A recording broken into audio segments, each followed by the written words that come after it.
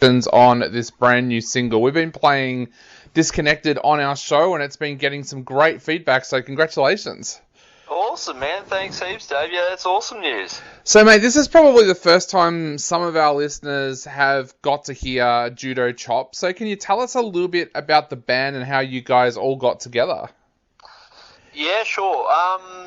Well, we're a bit of all over the bunch, sort of bunch of dudes, I guess. So I first actually played with one of the guitarists, Aaron. I know there's three, so it's a bit hard to distinguish them. I'd say the more lean and muscular one of the three.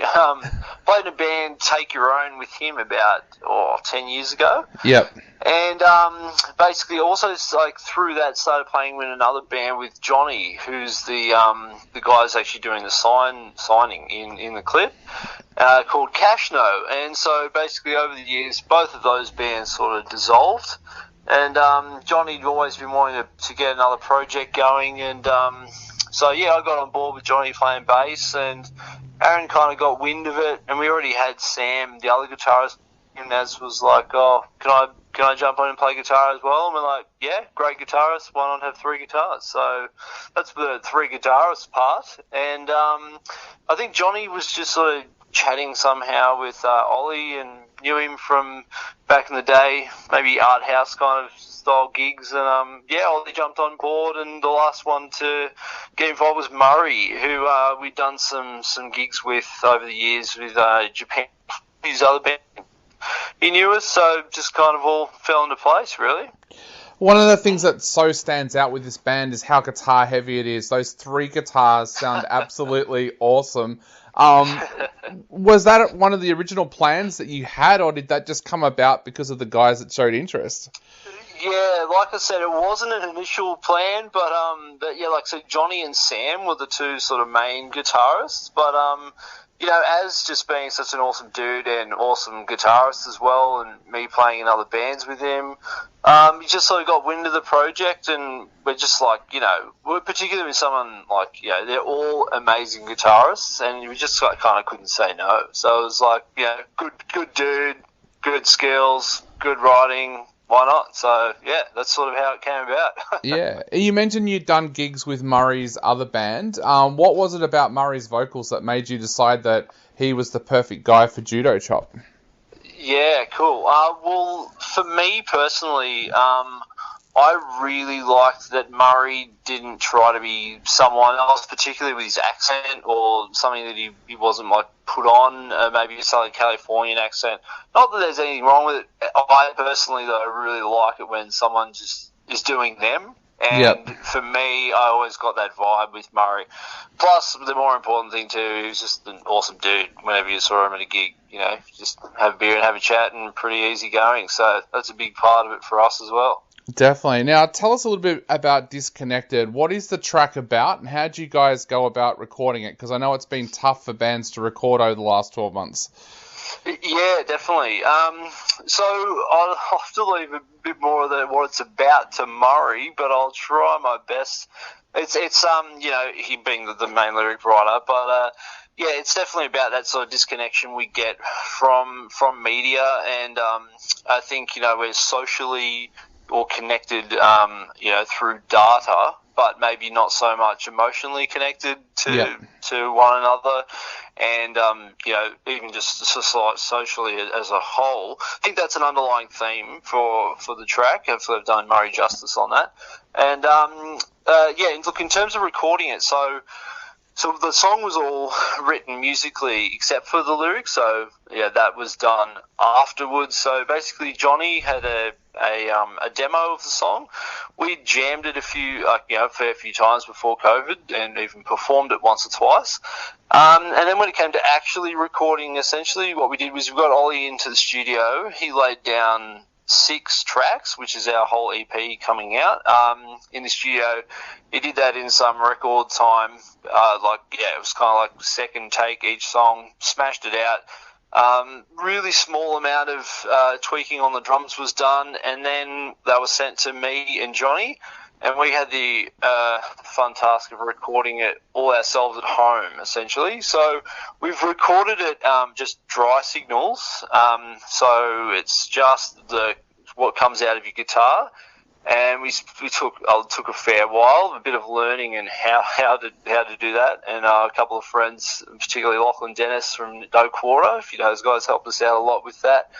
And basically did all the editing, got it really good. I recorded bass at my house, and then we sent it. We went into Holes and Corners studio in Melbourne with Sam Johnson and reamped it. So basically, played our twangy guitar tones out of the computer, plugged them into amps, got the amps all sounding good, and Sam's wizardry to get all the mics sounding good, and recorded the actual tones. So, sort of a two-stage process, I guess. Awesome. How did you find recording at home? Because I've spoken to a few bands, and some have said, nah, hated it, can't wait to get back into a studio, and others have said, actually, I really enjoyed being able to record at home because I could do it on my own time. There wasn't that rush of having to be there. So how did you find that process? Yeah, look, it was me and Johnny that did it, and I think Johnny did a fair bit more of the sitting in front of a computer, grunt work, I'd say with the guitarist doing it, and it's a bit of a love-hate thing because you definitely don't have the pressure, which means obviously money is not as big a factor, so you relax. But I think it can potentially go too far where you don't necessarily have timelines to work to, and it can be a huge time sink.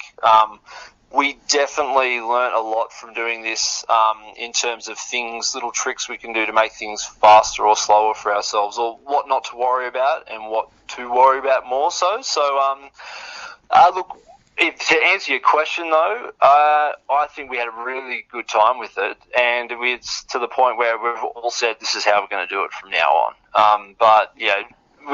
Definitely with a few tweaks in there as well. But like from a personal, I recorded bass by myself in my room, and I really enjoyed it, to be honest, because I played through it, didn't like it, do it again, and I just got into a bit of a meditative zone and just kept jamming it and had a really good time.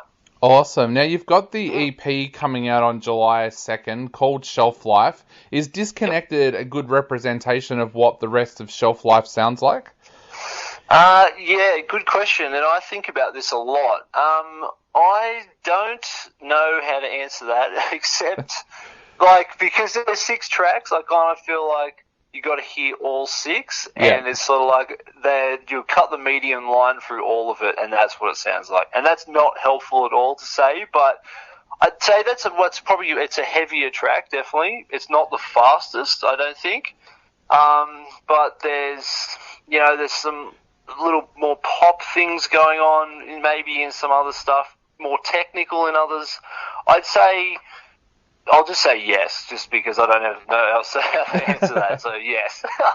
So I guess the other big question is, where will people be able to grab a copy of Shelf Life when it comes out? Because I know a few people out there who have been asking already, where can they grab it? Yeah, that's really great to hear.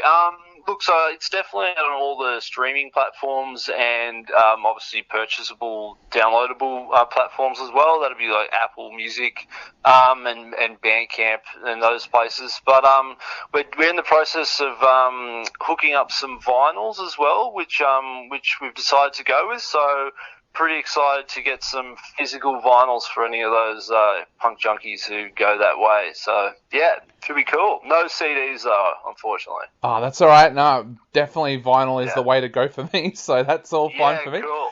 So what have you guys got planned for the rest of this year? Everything's opening back up now. You've got the EP coming out. Will you guys be looking to do some shows later in the year? Yeah, absolutely, yeah. I guess I can tell you what gigs we're doing. I wasn't told not to, so I'll do it. But yeah, we're going to do an EP launch, which is coming up at the Toad. So keep an eye out for that. I won't give too much more off about it now.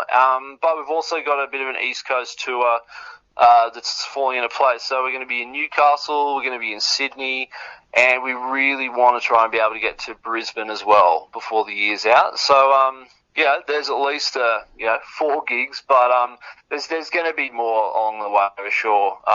It's probably just we're a little bit of study going on, some babies here and there, so all of those things to work out into our schedules. But we just really want to get the EP out into the world and play it in front of people.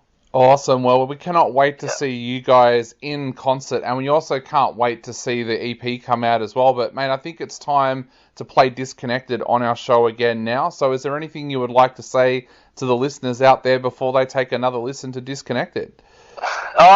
Just thanks heaps for all the support. Really feeling the love at the moment, and I think any Australian band get around them at the moment. Thanks, enjoy. Definitely, not a problem, mate. We'll see you on the road very, very soon, and we can't wait for Shelf Life on July 2nd. All right, legend. Thanks, mate. All right, mate, I'll let you go. Have a great night. Yeah, you too. See ya. See ya, bye.